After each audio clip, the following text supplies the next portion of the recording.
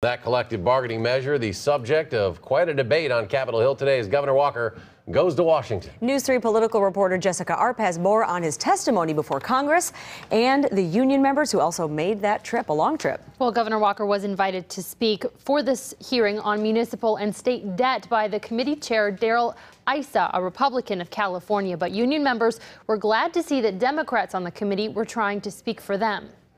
For many, it was a choice, and the reason they failed to make the right choice is why we're here today. Governor Scott Walker's actions trying to balance the state budget were what brought him before the House Committee on Government Oversight.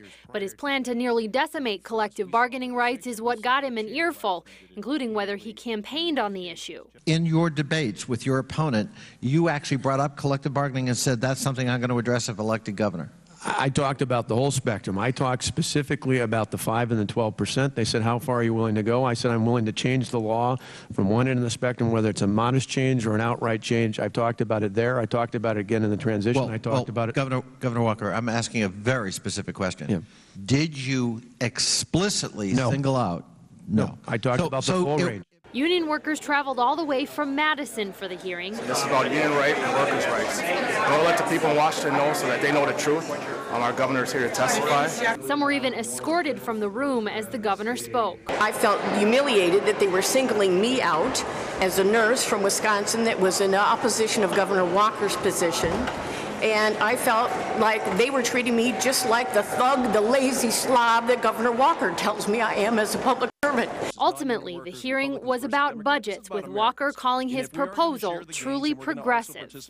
Under your plan, you would prohibit employees from paying union member dues from their paychecks.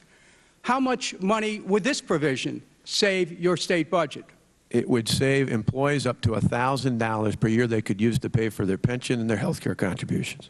Governor, it wouldn't save anything. There are minor administrative costs, if any. It's obvious what the real intent is here. And it's to give workers a right. It's to give the workers the right to choose. Many Republicans on the committee praised Walker for his budget balancing, and Walker said he was protecting middle-class families. Democratic Governor Peter Shumlin said today he didn't need to take away any collective bargaining rights to balance his budget. All right, Jessica Arp reporting. Jess, thank you very much.